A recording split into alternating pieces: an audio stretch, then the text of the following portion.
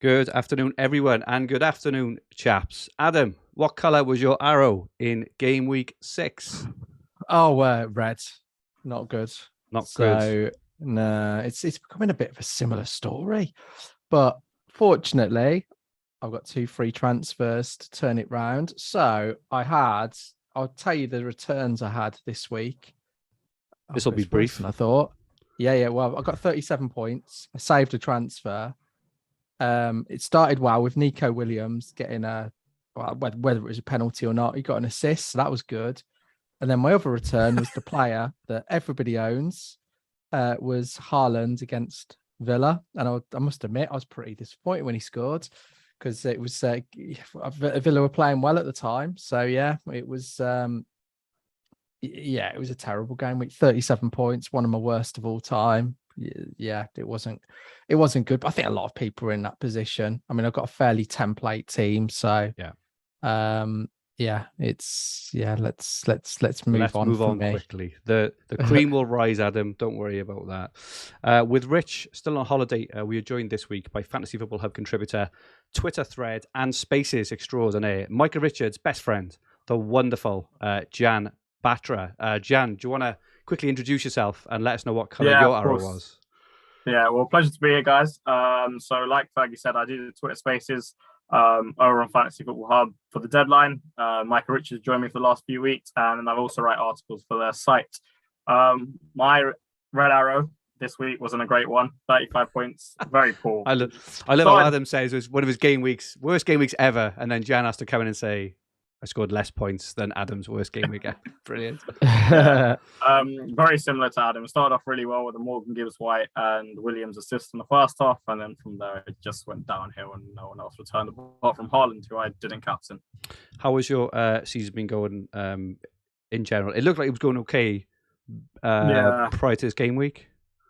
Yeah, it was going all right prior to this game week. I didn't have a great start, clawed it back. And this week was kind of the one to catapult, but in the end it went the complete opposite direction, going Salah captain, and then just the whole defense blanking almost, and pretty much everyone wasn't great, but the ranks are still very congested, so a lot of time to claw it back, and the template looks quite strong for this week, and I have quite a template team, so looking forward to it. I'm sure it'll be fine this week, and we're going to be talking a lot about how to approach and attack the coming weeks. Just have a quick look at my team before we start. Do we have to? Yeah, we do, because this is an absolute rarity, but I scored the highest out of the three of us. The only one of us to get a green arrow, but it was mainly down, in all fairness, to one man, and that was Ivan Toney, who scored a stunning hat-trick. I've got to be fair. He was, what a free kick. What a free, it's unbelievable. Yeah. He looked superb, held on. I think he blanked the week before, got a nice fixture this weekend, so it's really nice for that kind of, he's not low-owned, but he's low-owned in comparison to a lot of other players. So it's nice to get his hat-trick. Nice rise from, I think it was 2.1 million up to 1 million, just outside the top 1 million now. And a free transfer this week. Looks like breaking news, maybe Wildcard in next week. And it looks like, off the back of the Brighton news, which I'm sure we'll touch on now, that many more people may now be Wildcard in next week. Do you feel a little bit jammy with Tony's hat-trick? Not really. Home against Leeds, is there for the taking. I think it's you pick players for the fixtures, not for one game, don't you? He didn't return the week before. Penalty. He was lucky the week before because I think he scored. He has been unlucky. He scored one 2 weeks ago and had one disallowed. I think he hit the bar last week as well. So he has been unlucky. So I'm really pleased to hold him. I don't feel jammy. I just feel like it's one of those which goes for you. I've had plenty go against me, so I am chuffed to beans with that. Well, I think when I saw the hat trick, because I think at the time that it was no surprise. He said good stats build up, and you're absolutely right what you're saying with Leeds, who have been not great defensively, but when he saw the hat trick, penalty. Now he's on free kicks out of nowhere. And then he gets given the third goal. I mean, he finished it well, I think given the third goal was harsh. I thought it was a brilliant goal. It was a great finish. But I think Meslier coming out, and it's like, you don't get that happening every week. Well, no, you're not playing against Meslier every week. This is part of the reason why. I'm just a bit bitter, that's all. I'll tell you why else I'm bitter. Because I was going on the train to the Villa game, and I didn't know any of the scores. And I thought I'm going to try and get there, get to the pub just before, and then I'll check the halftime, and then I'll try to check the full time scores then. And I just said, like, what I've found now is that so many people, particularly when I'm going to the football, are into FPL. And these two kids in front of me, I say kids, probably like 19, 20, were like, oh, I can't believe Tony's just got a hat trick. And I'm like, did that like, ruin what your way journey? to find out? Yeah, it did ruin my journey. And then I can't remember which way it was, but they followed that with, oh, Bournemouth for level 2-2. That's what I'm like, oh God, there goes Nico's haul. I didn't know he'd assisted at that point, I should add, but yeah, it was that was great. Class. Love that, Adam. Good evening to everyone in the chat. Loads of us with us. Rich Clarke is in all the way from holiday. FPL Gaza, Ross Johnson, Othmani, Oberis is in all the way from Washington. Dennis Mack Giola is in asking about Brighton. We're going to touch on Brighton. Stephen Moore is in. Dal says, evening guys, first time watching the Red Arrow podcast. Look up, buddy. Big green at the top there. Thank you very much. And FPL Bobbins, Wayne Fennick. Welcome to everyone in the chat. Today, we are going to be talking about when to wildcard. There was news this week. Two massive pieces of news, actually. Firstly, Brighton's match in Game Week 8 against Crystal Palace has been postponed. Now, I'm tripled up on Brighton, and I'm sure lots of people are, have kind of got a lot of Brighton players there, maybe even Zaha as well. So that's the first piece of news ahead of Game Week 8. And the second, obviously, is that Tuchel was quite surprisingly sacked, I think it's fair to say, gents. I wasn't expecting that. Definitely. And then Potter, I think in the last 2 hours, has been announced as the new Chelsea manager. So we're going to have a chat about what that means for Brighton, what that means for Chelsea, and what that means for FPL. And we probably need to discuss the elephant in the room about the unfortunate situation happening with the royal family at the moment, because I think there's all sorts of talk about that potentially throwing up a few curveballs. So I think we've been hit with quite a few things to consider this week, haven't we? Well, it could be a week not to do much potentially, but exactly. We will chat about that. We'll have a look at some Hopta Stats as we're going through. We've got the best captain for Game Week 7. Fergie is an absolute punt. Game Week 7 teams for all of us. But first, let's take a quick look. We've got a couple of Violin moments for this week. We haven't got many. We've only got a couple this week, but they are absolute crackers. So let's kick on with those.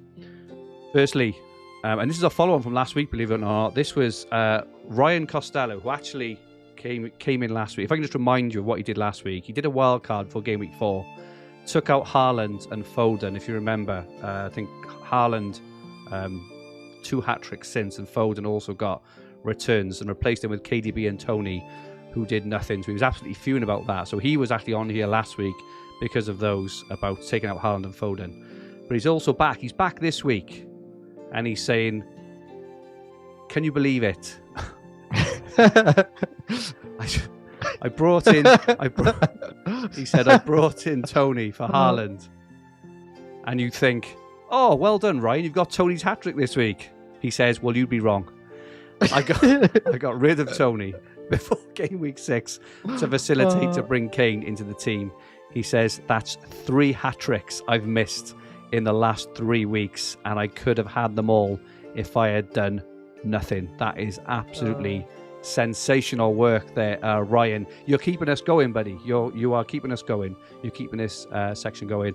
And the second, you'll have to send him a violin at this rate. That is unbelievable. I can't wait to see what moves he does next week. He could start a comedy program all by himself. And our second one is another absolute beauty. This was brought to my attention by you, Adam, I think. Yes. Two transfers. This is Kenzo 84. He brought in Isaac for Newcastle. He brought in Zaha. Good moves. Good moves. Who did he take out? He took out, believe it or not, Ivan Toney, a hat-trick, and he also took out Marcus Rashford. So he took out... Oh, that's so... absolutely brutal there. So well done, Ryan. Ryan's moved from an honorary member now of the Violin Club to a full-on member. If you come on twice, you're a full member. Kenzo, you are now an honorary member of the Violin Club. Well played, all. Didn't he finish it up with, and those weren't even the worst moves of my season? He did. He actually put that line. Twitter. He put the worst thing about this is these aren't even my worst moves this season. God knows what he did. They are your Violin moments for Game Week 6. Okay, let's look at rich pickings. And firstly, gents, the topic of the evening is when to wildcard. So Game Week 9 has been the week which everyone has earmarked, but like we said, certain things have happened. Gian, firstly, what are your thoughts on wildcarding? The pros and cons maybe this week, and then maybe Game Week 8 and 9. Yeah, so I think originally it was quite set in stone that Game Week 9 would be the best week to wildcard. You catch about half of the fixture swings, maybe just less than that. And you also get the international break. So any injuries that happen over there, any price changes resulting of that, you get to navigate safely. So that's a good start as a pro for Game Week 9. But then things started to change. We'll look at it this week. Obviously, Brighton have sacked their manager, Potter. He's gone to Chelsea, and the whole backroom staff's gone with him, which can never be a good thing. He's such a good manager, and I imagine they'll decline to some sort. So that's one thing. Then we've also got the Brighton cancellation in Game Week 8 against Palace. So that kind of rules out Zaha, and it rules out the Brighton assets for the short term, right? So do you really want then Brighton assets? Probably not. And you've probably got at least maybe two of them. You've got Sanchez and Gross, you've got Trossard, McAllister, maybe you've got Dunk. So you've got quite a few of them. So I think now there's more merit to wildcarding in Game Week 8, where you can catch some of the mid-table teams' fixture swings. I don't like wildcarding this week for a number of reasons. The main being that the template have such good fixtures this week. Now, obviously, we looked at yesterday, right? And off the cuff, Liverpool getting beat at 4-1 at Napoli is never a good sign, right? You're probably looking at that and thinking, okay, I can't wait to get rid of their assets.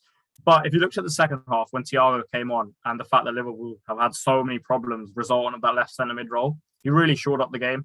So I think keeping them for the fixture against Wolves, who really haven't looked great themselves, is probably beneficial, right? And so there's no real reason to get them out and wildcard them out, especially before that. Then you look at Arsenal. They face an Everton without Jordan Pickford.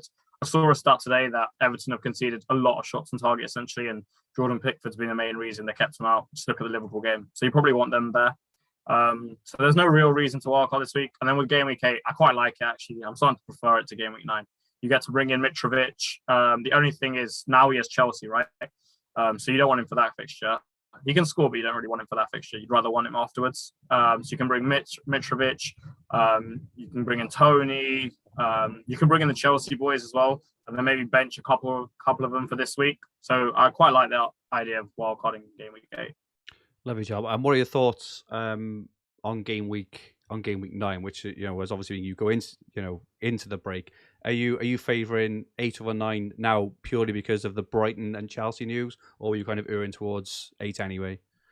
Yeah, I think the reason I'm kind of preferring towards 8 at the moment is I don't actually mind selecting Chelsea assets for that fixture against Liverpool. Okay. I think, like I said, obviously Thiago will improve them, but I think Graham Potter, when we come on to Chelsea later, we'll speak about it more in depth, but I think Graham Potter, for a number of reasons, will do a really good job. So I wouldn't be surprised if Chelsea beat them, and it allows me to get on the likes of Mitrovic and the Newcastle boys a little bit earlier. And I think that's someone like Pope or Trippier in that week can get you a lot of points. So I kind of like getting on them a bit earlier than everyone else. Lovely stuff. Thank you, Jan. Adam, what are your macro thoughts on wildcard at the moment, if it's in your thoughts at all? It's in my thoughts. I can confirm that. It's always in your it's always in your thoughts early in the season, isn't it? It is, yeah. I've held out well, actually. I'd normally go earlier. I think that the first thing to say is very, very team specific. So I've seen some teams which are better set up than mine that can probably get to Game Week 9 without wildcards and have a really good setup, maybe a couple of punts in Game Week 8. I think if you can do that, the really annoying thing is I think most people would wildcard in Game Week 8 if the international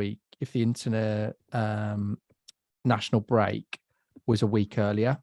So I think the international break is one of the big reasons that are pushing people to Game Week 9. And I do get it, because a lot can happen. They're 2 weeks away from, their teams, etc. But I also think the week after the international break is the most unpredictable game weeks that you get. So you get random injuries that you don't know about. You get people resting players because they've had loads of international football. So I think it's quite a hard one to predict as well. So I think I'm probably leaning towards going in game week 8, but it's more down to the circumstance of my team. So currently, I've got 3 transfers between now and game week 8. If I wanted to try and play through, so I've got Dunk, Sanchez, and Rodrigo, who are all effectively issues for my team. I could play Ward, but there's no guarantee he'll keep his place, and he likes to, he pretty much just throws the ball in the net anyway, doesn't he? So I'd probably rather just not have a goalkeeper. And then I've got 3 Liverpool. I've got, so I don't have the likes of Mitrovic. So it's going to involve, I can get a team that I quite like for a -4. So what's that? 4 transfers over. So I do quite like that option, but then I've not got a decent keeper for that week. And then I think about the players that I would want on Wildcard and how certain I want them. I'm fairly certain I'd want Nick Pope. Well, he's got a brilliant fixture against Bournemouth. I'm fairly sure I'd want Trippier. Again, he's got a brilliant fixture against Bournemouth. I'm fairly sure that I want to keep Cancelo. I'm fairly sure that I want Reece James, particularly with Potter. And I can I don't think it'd be that difficult to predict the other 2 defenders that I want. I'm happy to lose Trent. And I was prior to last night. And the only reason is I just don't fancy many Liverpool clean sheets. And I think it was between Trent and Cancelo, keeping one of them, because for team structure, I quite like shifting the funds forward. And I think City are very capable, and they tend to do this a lot of mid-season when the Champions League comes here, is they just grind results out. They don't grind's wrong, but they get a lot of clean sheets. Yeah. And and you can trust them, and you can trust Cancelo's durability. And if you're going to play right back more, it's a bit of a no-brainer. So I think I'll be fairly set on my defenders. I think on my forward line, it's going to be Haaland, it's going to be Mitrovic, and one other. Yeah. So it's not going to change much between now and after the international break. And the midfield's probably the big one, but I will almost certainly go without Salah. I know a lot of people are uncomfortable with that. It wouldn't have, for me. I think I quite like the idea of getting De Bruyne. I watched him last weekend. Do you know what? Take him a Villa hat off. I think as I've got older, I've been able to enjoy. I've not got as angry when Villa are losing, for example, at Villa Park. I've been able to enjoy the football a bit more. De Bruyne was incredible last weekend. I mean, he did get destroyed by Ashley Young on that one occasion. We won't talk about that too much, but it's some of the balls he was putting in. And there was a comment last night about so one of the Hopta stats this week, he's only Holland's 12 goals this season, only assisted him twice, which seems really low, particularly when people are talking about that it's like the new Kane Son type thing. But I think they're really developing quite a good understanding, and that understanding was so clear against Villa. I think Haaland created a couple of chances from there. There was some great link-up play between them. If you look at De Bruyne's heat map, he was almost pushing up on as a central striker. And I think you're going to see from now on a lot of assists. I mean, he got an assist from the other night. He's talked about when they're playing balls in that they know where he's going to be, Haaland, and you can see it. Like, I mean, he scored. He's in the 6-yard box, isn't he? But 7 of his 12 goals for City have been in the 6-yard box, which is ridiculous. He only got 3 last season for Dortmund in the 6-yard box. So he's really adapting to how City are playing. So I think for me, I'm going to keep Pereira. So I'm going to be fairly sure on the team structure I want. I'll be fairly sure on at least 10 or 11 of the players. It'll stop me taking a hit next week. And I think that's probably what I will do. The only caveats I'd throw in is we have got a few elements of uncertainty at the moment. So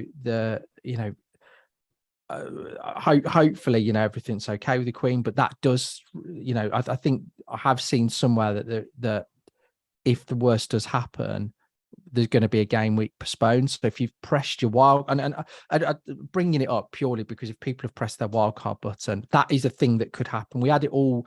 We've had a lot of these sort of random events over the last couple of years. We've had COVID. We've had these types of things, train strikes, etc. So I think they do sort of become challenges. So I've got a big decision. It's really tough because I've got to really make the decision this week because I've got 2 free transfers. So I either go all in on my 2 free transfers, or if I'm going to try and delay it, I save transfer and so yeah. I think I'm probably 80% wildcard in game week 8 at the moment. One quick thing about De Bruyne with the structure you talked about. Obviously, that's quite similar to having Salah. It's just $1 million cheaper. So what in the structure would you sacrifice? Are you looking to sacrifice the midfield or maybe the forward line a little bit? Because you've got Cancelo still in the defence. Yeah, well, I've messed around with a couple of teams, so I think it would be I'd lose Trent, so that would balance it up a little bit and push and I would I'd probably lose Gabriel Jesus as well. So I think the sort of structure I can get is in midfield is have De Bruyne, a 7 to 8 million midfielder and 2 sort of 6 million midfielder. Okay. So I potentially go for Rashford as well. And the reason I quite like Rashford, he's got some tough fixtures, but in a way, I think any time there is space to counter attack, the better. I don't fancy him for this Palace fixture, but the league fixture I really fancy. So I think he's fine, and I'd have enough. I'd hopefully have 15 playing players. The other alternative, which I would consider, is going Kane as well. Good. And home to Leicester game week 8. That's a nice fixture, that isn't it? That's a captaincy fixture, isn't it? Well, it's just a big. I don't think many people go that way, which is a big plus. And then all I would do in my structure in terms of changing it is I would have like an extra, like maybe a Jared Bowen instead as well. So it'd be like Kane and Bowen instead of instead of KDB and Isak or something along those lines.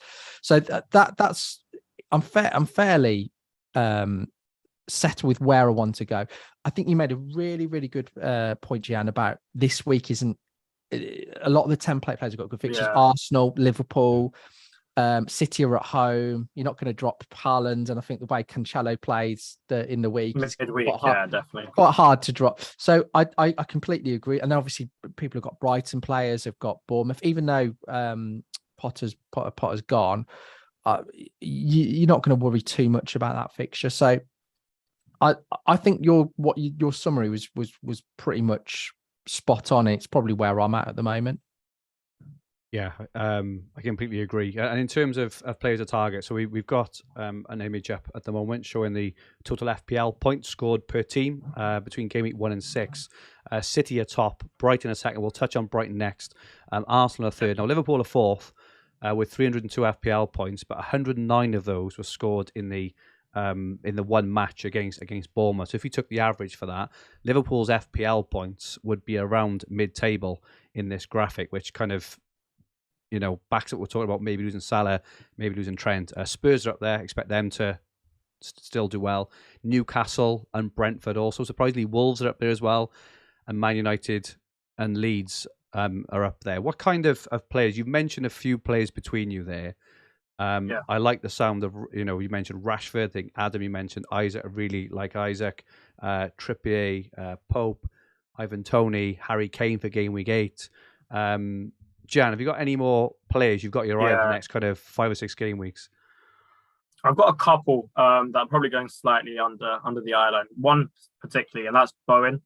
So obviously, West Ham haven't had a great start to the season, right? But in all fairness, they had some pretty tough games. I can't remember all of them, but I know they played City and Spurs, right? And they've also played Chelsea. In the first 6, having those 3 games is not easy. But if we look at those last 2 games, and you can actually see this on the Hub stats when you compare 2 players, Bowen's performance over the last 2 games, essentially stats-wise, he's done twice as well in half the time from game week 1 and 4 to 5 and 6. From the eye test against Spurs, I thought West Ham should have won. And I thought Bowen was very, very unlucky not to get a return, or maybe even 2. Antonio could have prodded in of his crosses. He could have had a goal himself, and I thought he was very impressive. Against Chelsea, I thought West Ham was slightly more restrained first half. Slightly boring game. Chelsea kind of just dominated the ball in the midfield spaces, but nonetheless, he still looked sharper than he had previously. Then you bring on to the fact the fixtures, and they get significantly better. After Newcastle on the FDR is kind of a sea of green for him, so I really like that. And then the other thing is that I noticed last season, and that was pointed out to me on Twitter, he's a bit of a flat track bully. He kind of has that Mason Mount tendency to really perform against the slightly the sides who aren't as high up in the table. Obviously, you can cast your minds back to the brace against City, which shows he has the ability to do it against anyone from last season. But in general, he's a bit more of a flat track bully. And if you wanted to get off on a differential, someone who's really he would be the one, because he's so low. He has such a low ownership at the moment. And I think he'd be a great one. And then the other one is James Maddison, because I'm not quite sure what the statistic would be, but if you looked at the points he scored from the start of 2022, the calendar year, he will be right up there. He's returned consistently. He looks fit again. And Leicester are good fixtures, right? They've got Villa this week, I believe. Sorry, Adam. They've got Villa this week, and then they have Spurs after. But then after that gets a bit better. That's another reason why I think Game Week 9 is a better wildcard than Game Week 7. So I think he can be another good one because he's so consistent. He's the talisman. And yes, Leicester have had their problems, but even when they've had their problems, he's been performing. So they probably won't get any worse. They'll probably only get better at least by a little bit. And I think them two are probably the ones at 8 million to bring in. We'll look at a wildcard team later where I've gone essentially a 1.5 premium structure. I haven't gone for De Bruyne, but I've targeted the fixtures in Sterling. And it allows you to have both Maddison and Bowen. And both those players have high ceilings, which I like. Like that. Really interesting on Jared Bowen, because I think he's a player that I really like. I agree with everything you've said again. I think one thing that's quite good, I mean, I think it's a good option to bring in this week, actually. So he's got Newcastle, Everton, Wolves and Fulham. The reason I quite like him is last season, I think of his 12 goals, 10 of them come at home. So I sort of quite like him for, I think he's got a good run of like 3 out of the next 4 at home. So that he's good. I think Maddison, I think this weekend, the Villa-Leicester game is absolutely huge. And I personally think Villa will go there and win.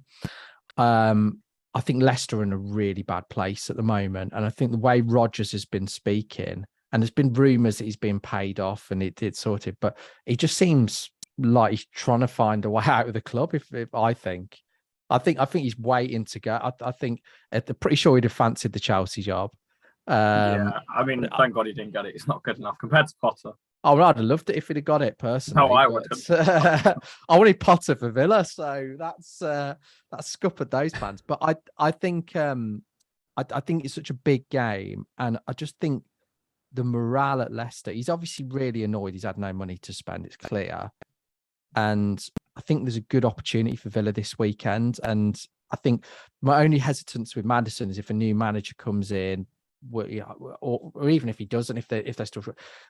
We haven't really seen the best of him this season. He got a few goals early on, but I think we need to see. I'd want to see Leicester turn the corner. Not this week, though. Just to be clear on that.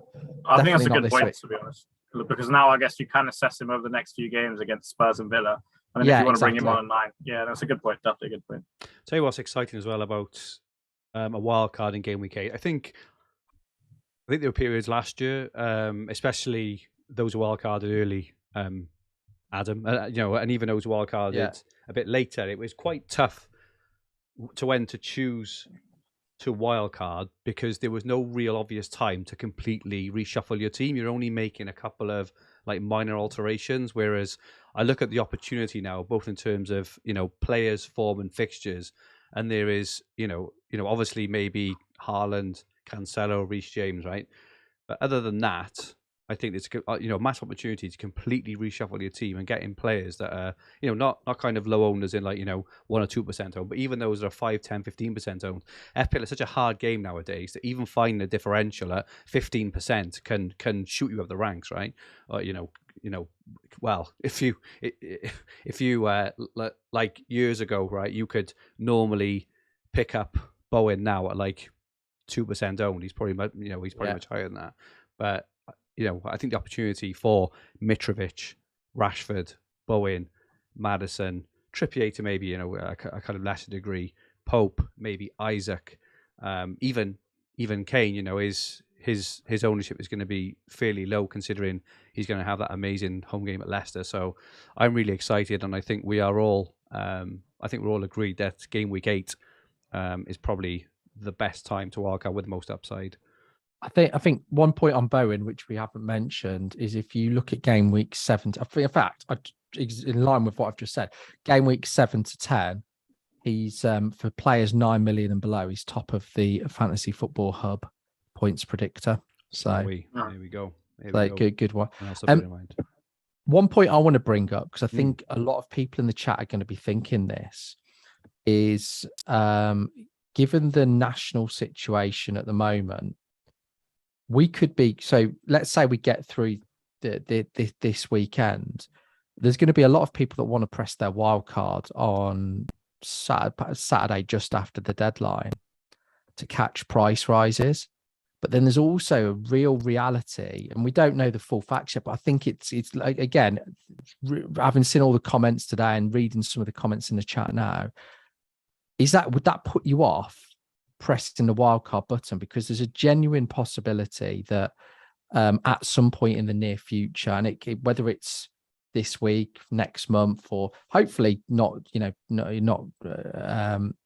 won't happen, but there's a possibility that we could get some games postponed.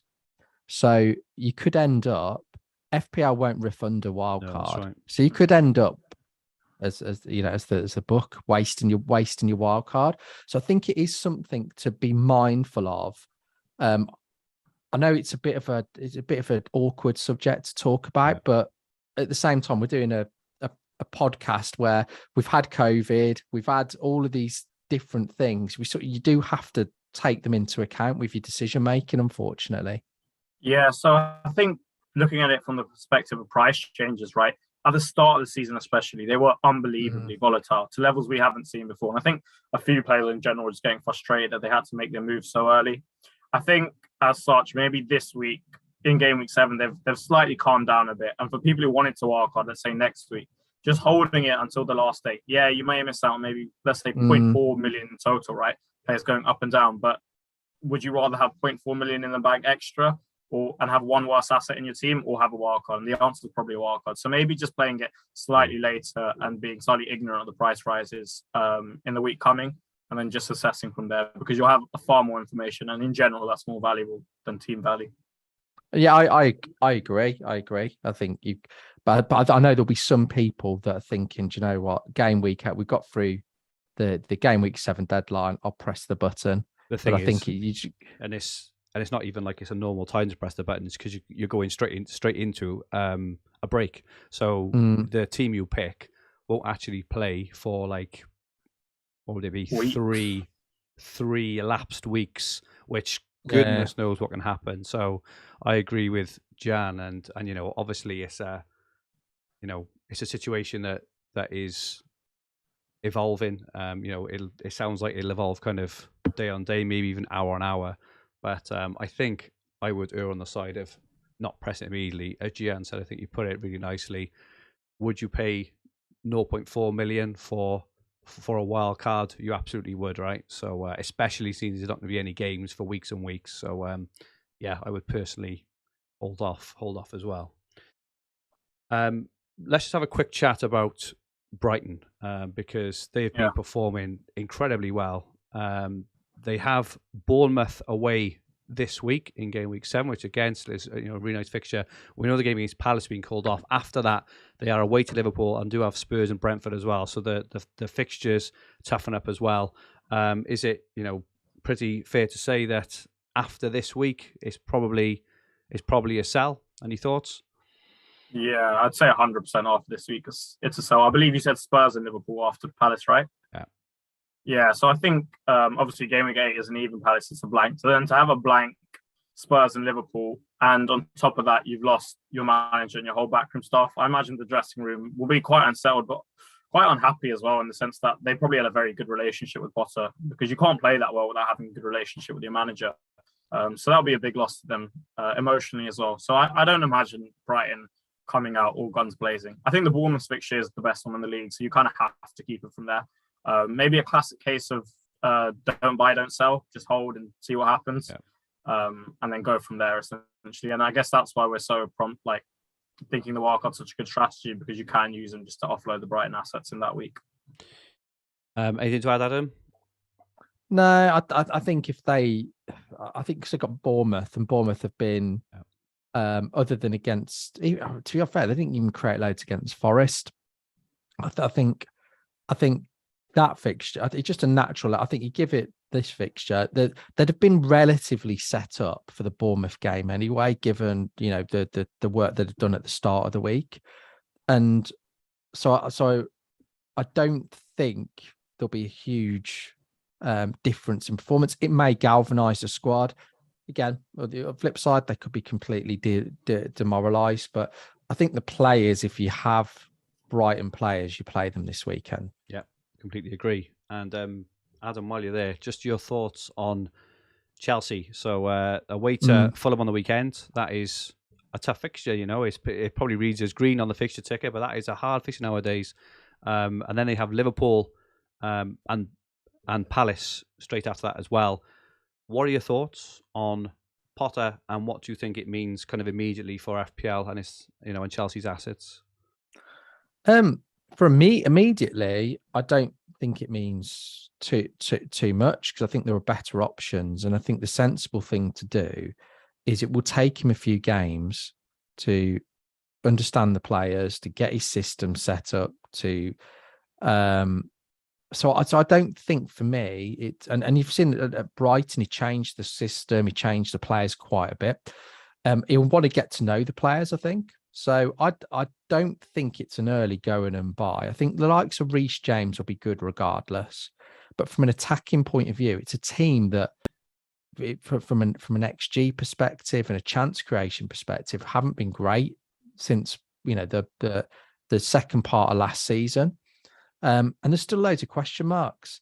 Is he going to start Chilwell at left wing back? I mean, is he going to play wing backs? We don't know that. I mean, he's used several different formations at Brighton. You probably think he will do, and the squad is set up for that. But, could he do something where he ends up playing Sterling left wing back, or, in that position where he's playing Trossard, or where Trossard's playing?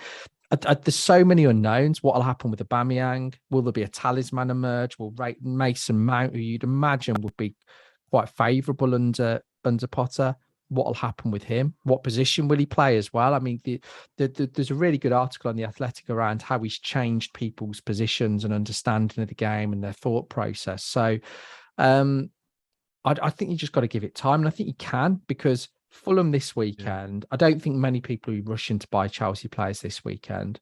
They've then got Liverpool again, same thing, and then after that, Crystal Palace away. It's not an easy game, is it? Not. So I think you got 3 games to assess, and I think I can't remember who made this quote, but it's better to go in on the right asset a week late than just guess, because it would be guesswork at the moment, I think. Yeah, fair. Interesting. I've got a slightly different perspective on things. I'm probably a little bit more bullish on Chelsea. For reference, I am a Chelsea fan. I have been quite critical of the season, but maybe I'm a little bit more optimistic as a result. But I think Potter's going to be a really good fit for Chelsea for a couple of reasons. If you look at the system first, with a 3-back system and wing backs, he's obviously very comfortable with that. He's done that at Brighton, and he's been very successful. So I think you won't have too much of a problem coming into that and just sorting like the few problems out. The other thing is, at Brighton, they had quite a few awkward player profiles. You look at someone like Pascal Gross and Trossard. One reason before we were never really sure if they were proper FPL options is because of their positional versatility. You could see Gross playing at right wing back, maybe the right forward role, but then obviously this season nailed down a more attacking role. Similar with Trossard, obviously we've seen him at left wing back as well. And Chelsea have quite a few of those type of player profiles. Sterling can play on the left, but he can also play up front. Havertz is not a 9, he's not a 10, he's kind of in between. So I think even Mason Mount, where do you play him? Do you play him centrally? Do you play him on the right of the 3 up top? So I think he'll do a really good job at essentially fixing those player profiles into positions which suit him best. So I think Chelsea will be a lot better for the appointment. And I'm quite sad Tuchel's gone, but I think Potter will do a great job. So I actually don't mind kind of jumping on them a bit early, because I think as a result of those two things, they might do quite well. So who would you jump on then? So would you, and when would you jump on them from? Yeah. So I think if we're going to look at, let's say we're not wildcarding this week, I think we've agreed that's probably not optimal, right? If we're looking at 8 or 9, if I'm wildcarding in either, I'm definitely having a minimum of double up. I think Reece James is a lot for me. And then what I'll either do is I'll either get Raheem Sterling, because I think he'll flourish, or I can also get Wesley Fofana, because at 4.4 million, he's so cheap. I like that. You don't spend 70 million on a guy to sit on the bench unless you're Lukaku or Kepa. So then I think he'll probably have a nail down spot on the right centre back role. Reece James plays right wing back, and I think he could be great value at that point. So I think that's maybe a slightly different perspective on those things. I do agree on James and Fofana. I'd be a bit cooler on Sterling, just because I think there's better opportunities for that kind of assets, that price point, like, you know, Kane against Leicester, maybe things like that. But I do agree, James and Fofana look really good. I think Fofana at 4.4 is fine, but I think it's the attack I'm more interested in, and who he starts, what position. I think it will take Potter time to get his imprint, because he's quite good at coaching players, getting players to think for themselves, playing out scenarios. But I think it will take time, and it'll be I agree. It'll be really interesting, because I've seen a few people put out what their team would be based on how Brighton play at the moment. It'll be interesting what he does. I mean, Reece James will be an interesting one. Does he change him? Because he could, you know, could he come more centrally? Does he stick him at right wing back consistently? I'm looking forward to see what he does with the team. I just think it will take him some time. The other thing as well is with Potter, as I don't think he's a serial winner, and this, I think tactically he's brilliant, and I really rate him and like him, but it'll be interesting, because has he got that ruthlessness? Because he did very well in Sweden, and he's sort of gradually progressed, but there were spells with Brighton where they've played great football, but they've lacked maybe that cutting edge. So I think it is a test for him. I think he'll succeed. I think he'll do well, but he's got to have the time, and you know, have Chelsea change their ways. You think they have, how they've sold it to him, but you know, the proof is, you know, we'll see further down the line.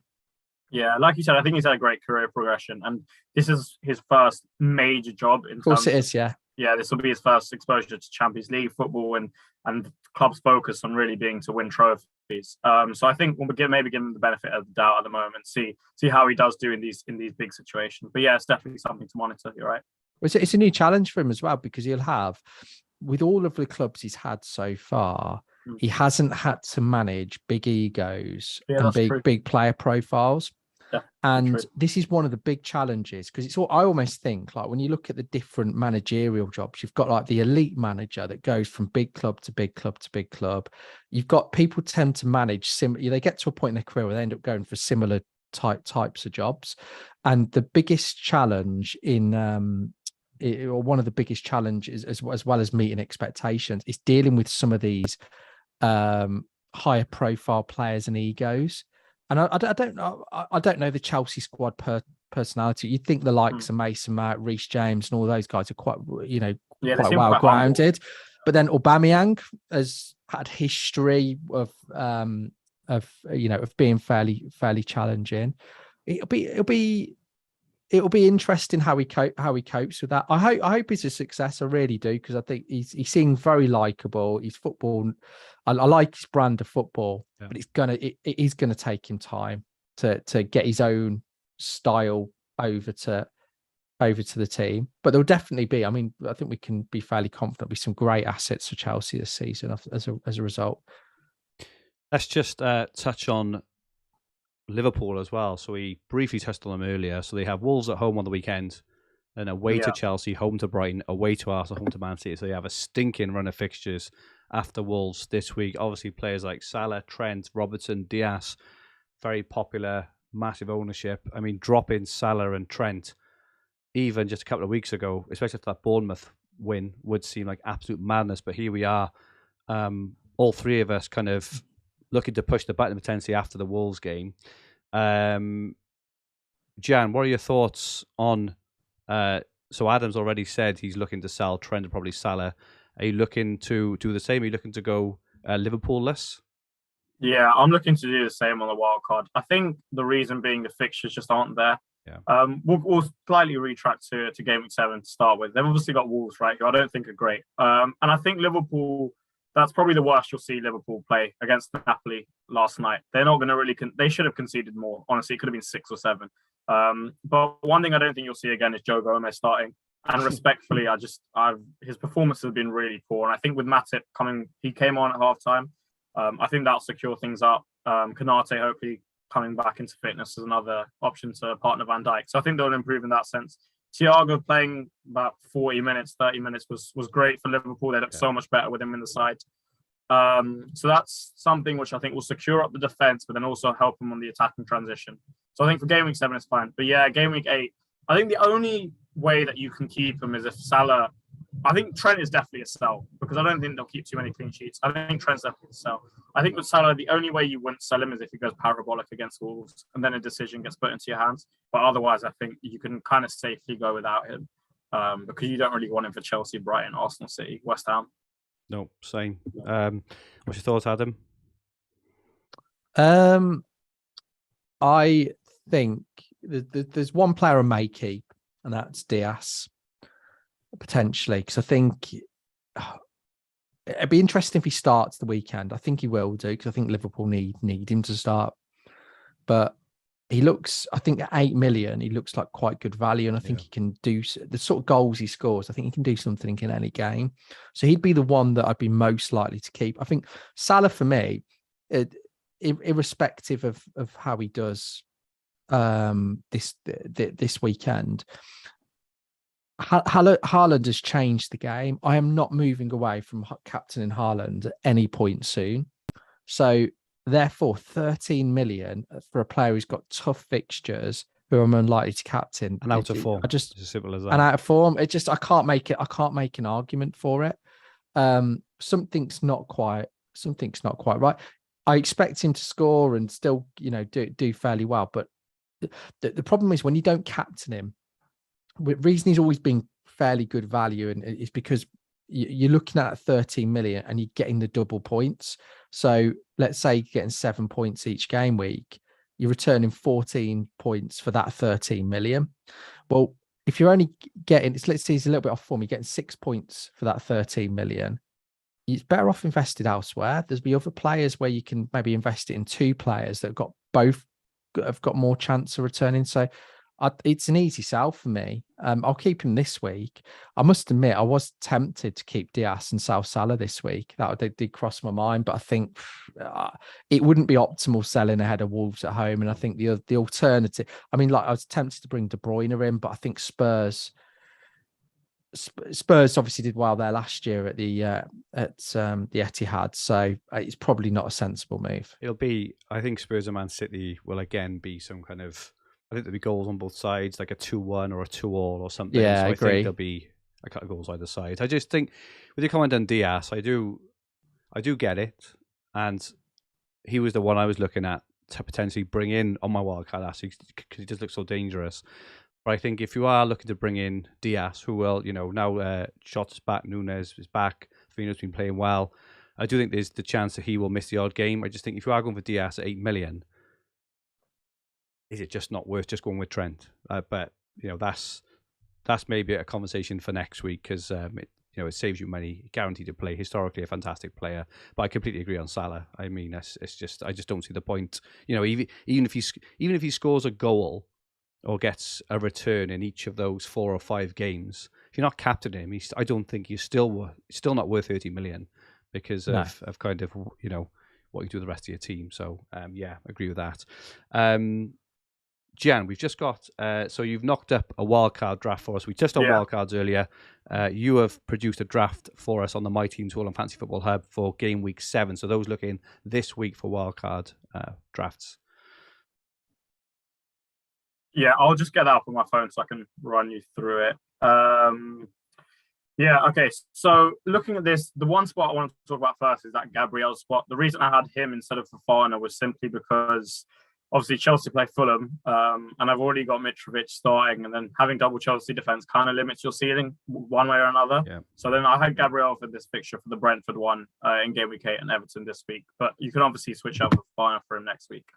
If you just have a quick look at the team, obviously Pope, I think, is the best goalkeeper going forward. I don't think the West Ham fixture is great, hence why I benched him. And then Trippier is kind of the same, and the fact that he has the attacking ceiling. Pope's obviously got a great ceiling because of the save potential. Yeah. Haaland is just Haaland. He's kind of a lock. He's been phenomenal so far. We discussed earlier the Trent and Cancelo debate, which one to go. And I think Adam made a really, really good point that in the middle of the season, given City's fixture congestion, just because they go so far in every cup, they almost kind of change their playing style to settling for like 1-2-0 wins, and they kind of just grind teams down with their possession-based football. So I think that makes Cancelo a great option. Plus, I know Walker's injured at the moment, so if we see him more at right back, then that's even better for him.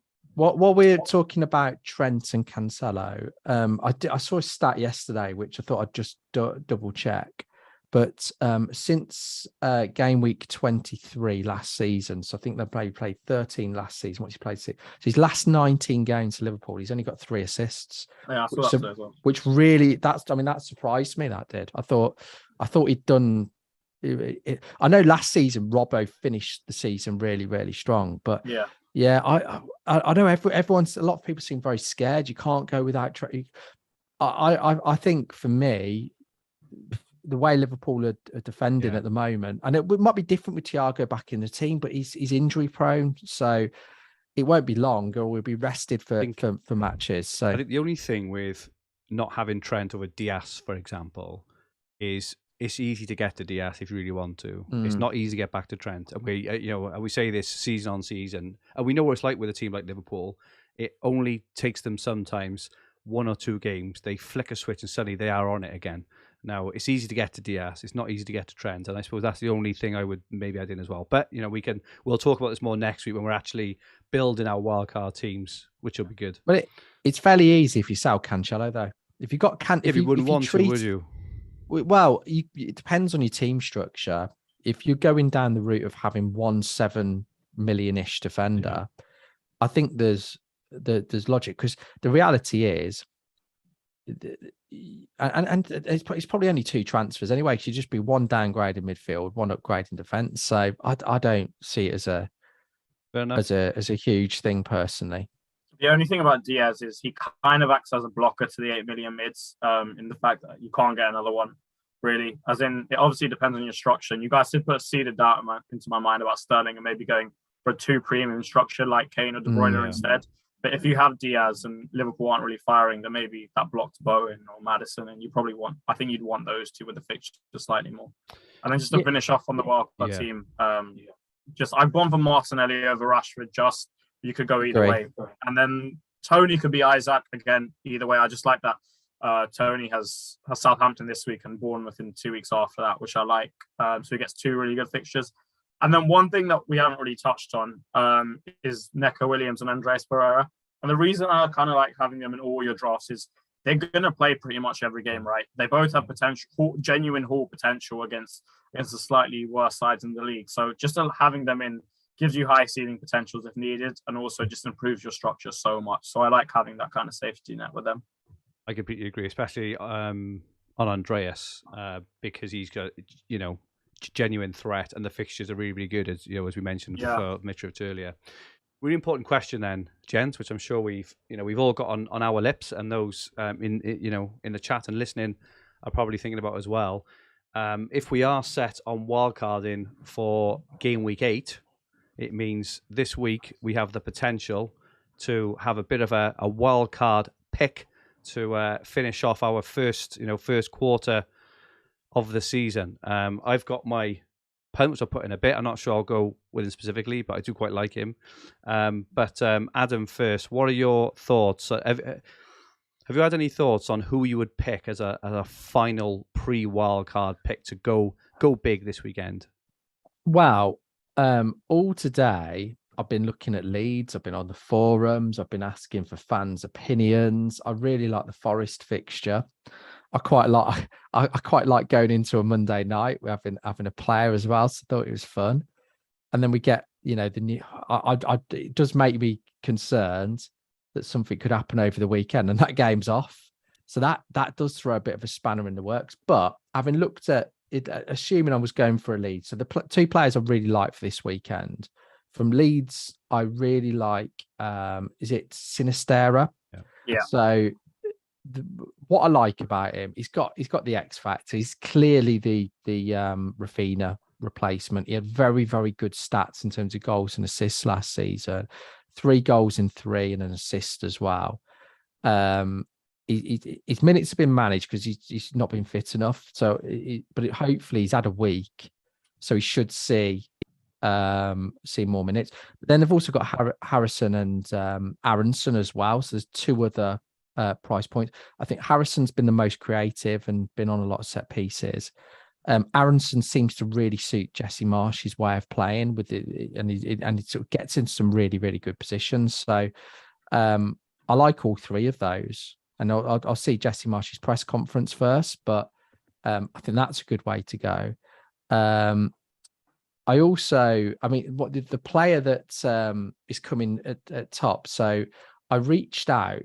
I think this is quite a relevant one when we're on Leeds. It's not the way I was going.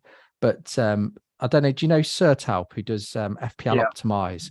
So I've been messaging him over the last couple of days. So I was interested what would be the optimal transfers for my team based on his optimizer. It's fantastic, and he took the time to do this. He's been brilliant.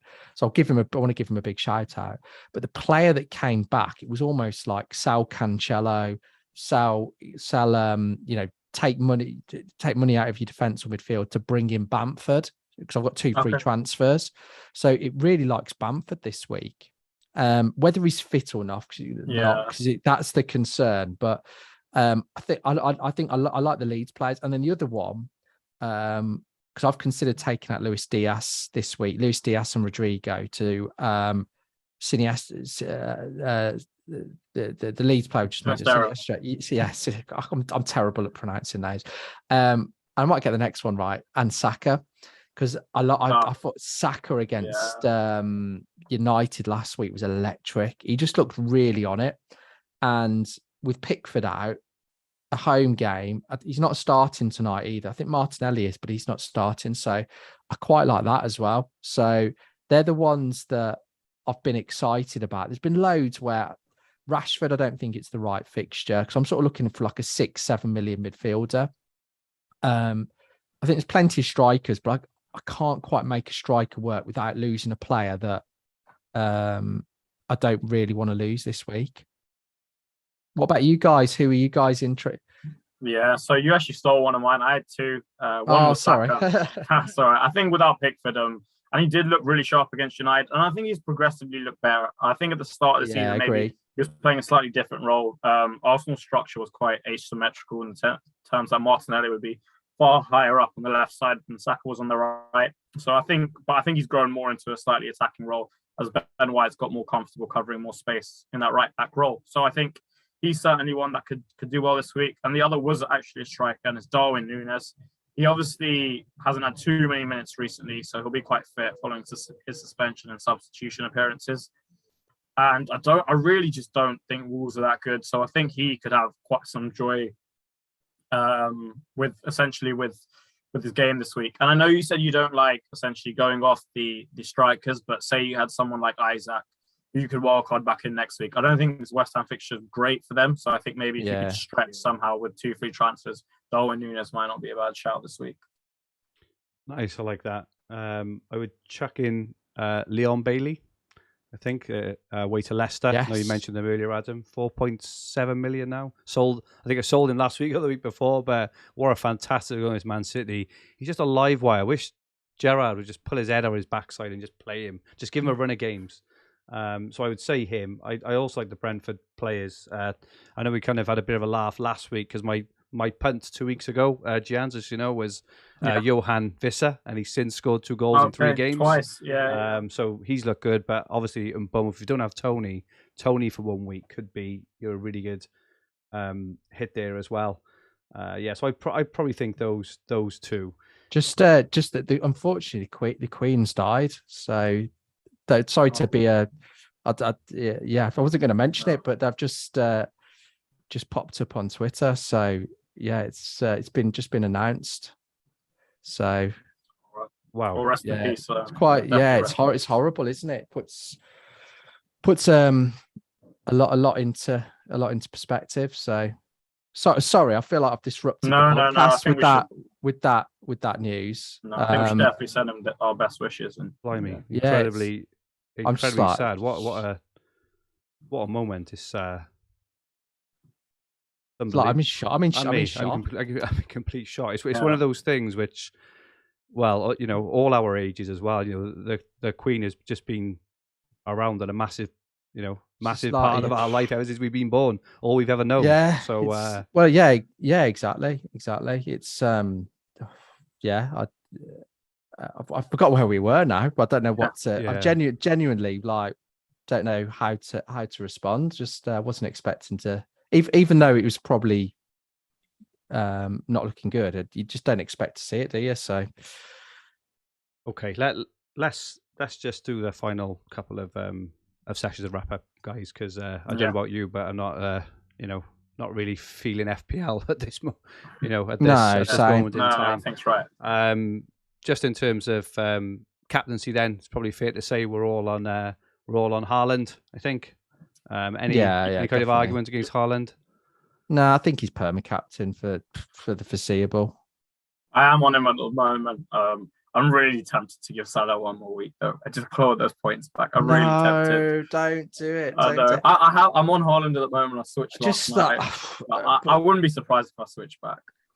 I just every time. I mean, having seen it was great to see him at Villa Park last week, and my seats are in fairly good position to watch that. And it was his movement is exceptional. I mean, he was in Mings' pocket the first half, but the second, just the goal he scored, like he was. I mean, I don't even know how far he was out. To be honest, it was a yard, but he's just absolutely exceptional. And I think the thing I can be confident on, he's going to get big chances against pretty much anybody. And he scored. I mean, a Hopta stat for you scored in the Premier League. His last 7 big chances, he scored them all. Probably because they've all been probably combined 7 yards out. But that doesn't matter, does it? I mean, he's really playing to the team strength. So, yeah, I think from that perspective, I just can't. I don't see a situation me not captaining him for unless there's like, and even how the fixtures form. So the Southampton game is the one where you think they could rest him, which is game week 10, I'm going to say. But either side of the Southampton game, they play Copenhagen. Yeah, so, I've seen that. So you'd think, and I think that's why it's quite good for De Bruyne as well. I don't think it matters. I think the better. I just think City are a level ahead of everyone. They really. So I don't think it really matters who they play. If anything, the better fixtures mean that the better players will be more nailed. Yep, agree. Yeah, no. Haaland all over. My punt for this week. I think you mentioned 5 Leeds players, Adam. You did. The one player you didn't mention was the player who was my punt for this week.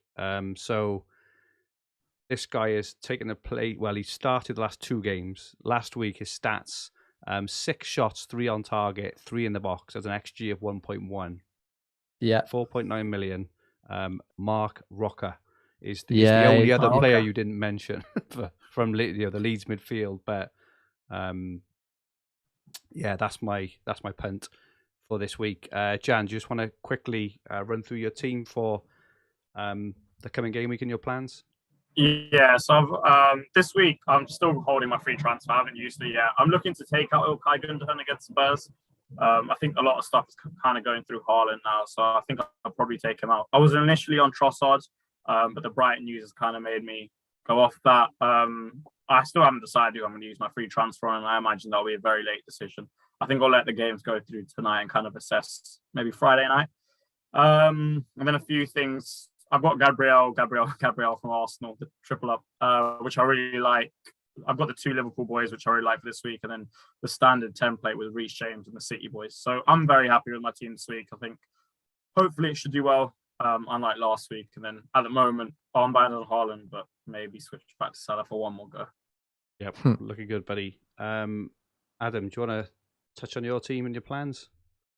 Yeah, it doesn't seem that relevant, but at the moment, but yeah, it's. I'll be honest, I'm not too sure. I mean, I think if everything goes ahead this weekend, which I don't see it happening personally, is I've got 2 free transfers, and I think I'll probably so I'll probably take out Rodrigo. I think he has to go.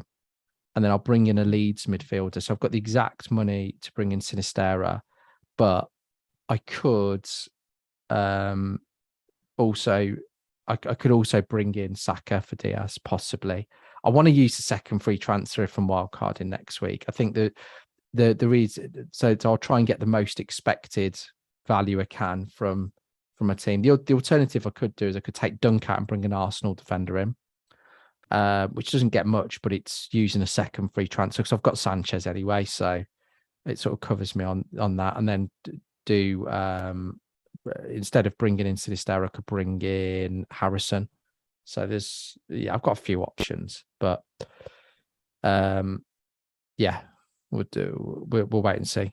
Okay, I'm probably just leaving my team, as you say, with what is happening. Can't see that much action anyway, but Sanchez, Dunk, Cancelo, Trent, Cucurella, Salah, Martinelli, Gross, Tony, Haaland, and Jesus. I could bring in a Punt for 1 week, but I'm not even sure, to be honest, who I wouldn't play, because I think every player there has a decent fixture. It seems a shame to burn free Wildcard.